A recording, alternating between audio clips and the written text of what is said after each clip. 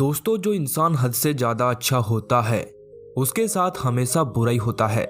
उसकी अच्छाई उसका दुख का कारण बनती है।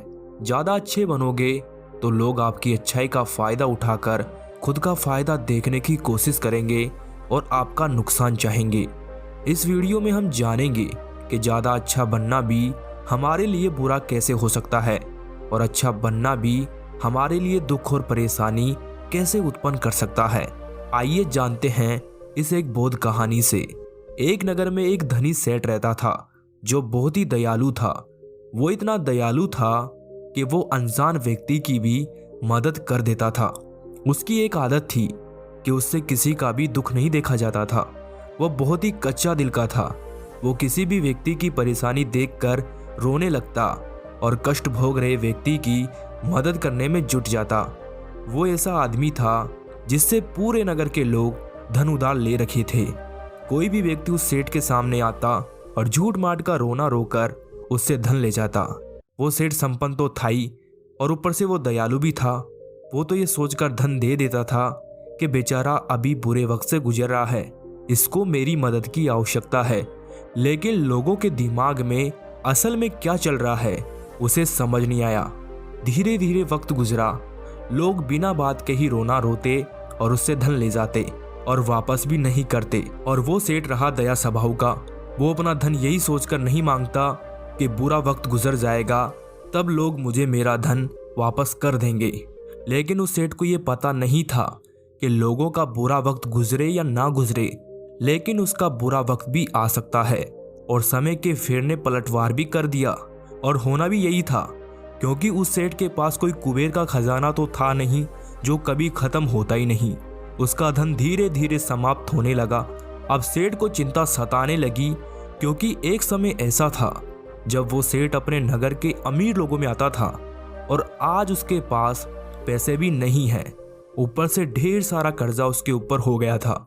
अब वो समझ ही नहीं पा रहा था कि आखिर वो करे तो करे क्या। उसने महात्मा बुद्ध के बारे में सुन रखा था।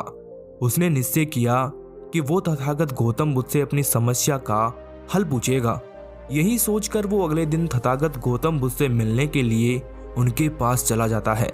वहां जाकर वो बुद्ध को प्रणाम कहता है और बुद्ध भी उसे आशीर्वाद देते हैं। फिर वो सेठ बुद्ध से कहता है कि मुझे मेरी समस्या का निवारण चाहिए। फिर बुद्ध कहते हैं कि पूछो वत्स, तुम्हें क्या पूछना है। फिर वो सेठ अपनी सारी समस्या बुद्ध को बता देता है कि कैसे वो लोगों की मदद कर करके अमीर से गरीब हो गया। बुद्ध उसकी सारी बात बड़ी ध्यान से सुनने के बाद सेठ से कहते हैं कि तुम बहुत ही ज़्यादा अच्छे हो और दयालु भी हो, लेकिन ज़रूरत से ज़्यादा अच्छा होना भी हमारे लिए नुकसान पैदा कर सकता है। बुद्ध कहते हैं कि तुम तो लोगों की मदद इसलिए करते थे ताकि वो मुसीबत से, बुरे वक्त से बाहर निकल सके, लेकिन लोगों ने तुम्हारी ज़्यादा अच्छाई का फ़ायदा उठाकर तुम्हें ठगने की कोशिश की है। फिर सेठ कहता है कि जीव गुरुवर, आप बिल्कुल सही कह रहे हैं। मेरे दुखों का कारण मेरा ज़्यादा अच्छा होना है, लेकिन अब मैं क्या करूं? क्या मैं बहुत बुरा बन जाऊं? क्या मैं खुद में से दया निकाल कर फेंक दूं? क्या मैं अब लोगों की मदद करना छोड़ दूं? फिर बुद्ध कहते हैं कि नहीं, तुम्हें ये सब नहीं करना। तुम्हें मैं एक कहानी सुनाता हूँ, उसे सुनने के बाद तुम्हें समझ आ जाएगा कि तुम्हें क्या करना है और क्या नहीं करना। बहुत समय पहले की बात है। एक जंगल में एक भेड़ रहती थी। उस भेड़ ने एक मेमने को जन्म दिया। वो मेमना बहुत ही सुंदर था। उस मेमने के शरीर पर बहुत ही चमकदार और घने बाल थे, जिससे कि वो मेमना बहुत ही सुंदर लगता था। भेड़ उस मेमने से बहुत प्रेम करती थी और उसकी बहुत अच्छे से देखभाल भी करती थी। वो भेड़ अपने बेटे को अच्छी अच्छी आदतें सिखाती थी। उस भेड़ की इच्छा थी कि उसका बेटा बड़ा होकर उसका खूब नाम रोशन करे, लेकिन भेड़ के ज़्यादा लाड़ प्यार के कारण वो मेमना बिगड़ गया था। उसकी माँ उसे अच्छी शिक्षा देती, लेकिन मेमना दिन प्रतिदिन शैतान और जिद्दी होता गया। वो अपनी माँ की किसी भी बात को ध्यान से नहीं सुनता था और ना ही किसी बात पर ध्यान देता था। फिर एक दिन वो मेमना घूमता घूमता पास के जंगल में जा पहुंचा। वो मेमना पहली बार जंगल में गया था। उसे पहली बार जंगल में जाने का मौका मिला था। वो जंगल की सुंदरता को देखकर हार से चकित रह गया। उसने कभी इतनी सुंदर चीजें नहीं देखी थी।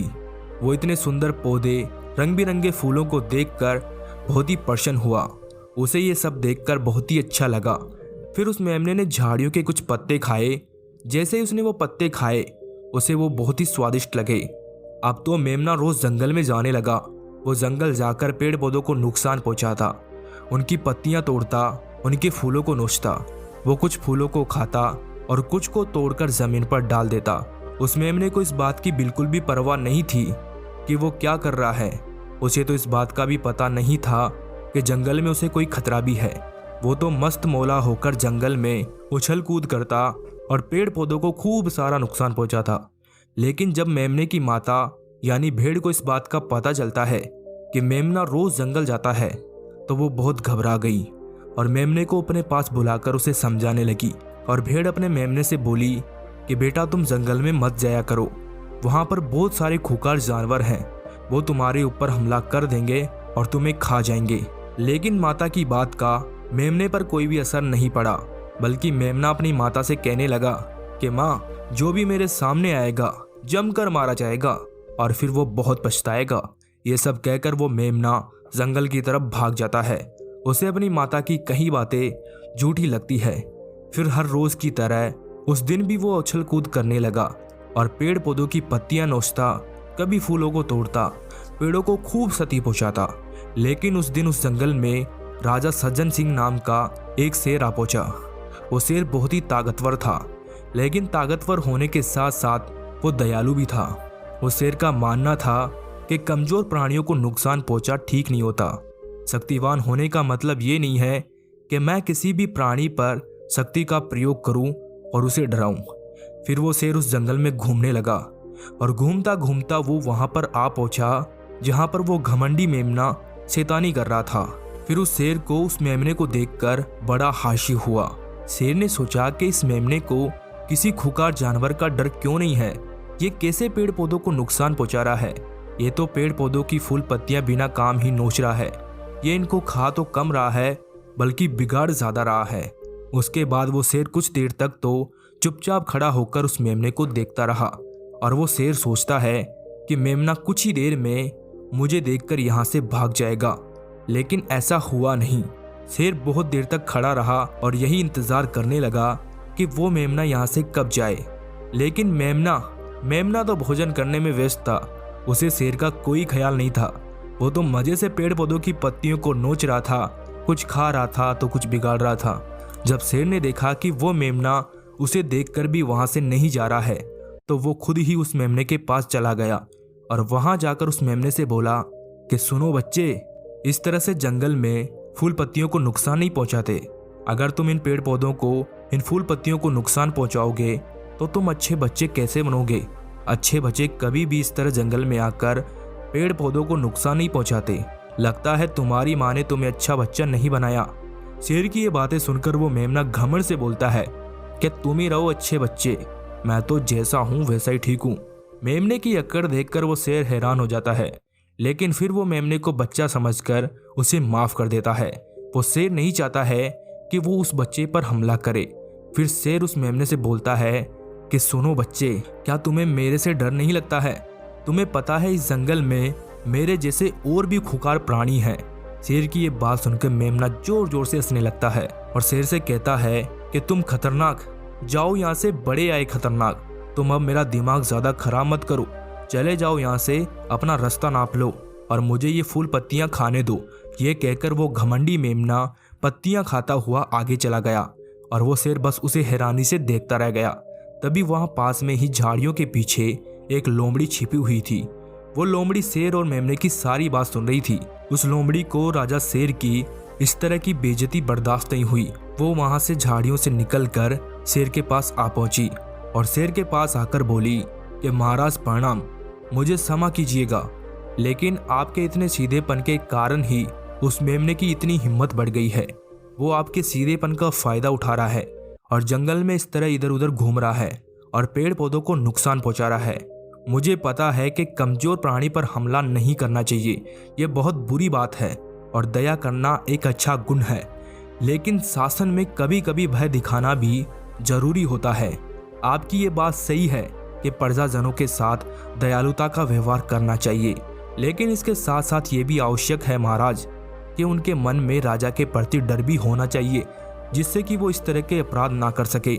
लोमड़ी की बात सुनकर जंगल का राजा शेर लोमड़ी से कहता है कि क्या ऐसा हो सकता है कि उस मेमने को भय दिखाकर हम काबू में कर सकें, जिससे कि वो सुधर जाए और उसे किसी भी तरह का नुकसान भी ना पहुंचे।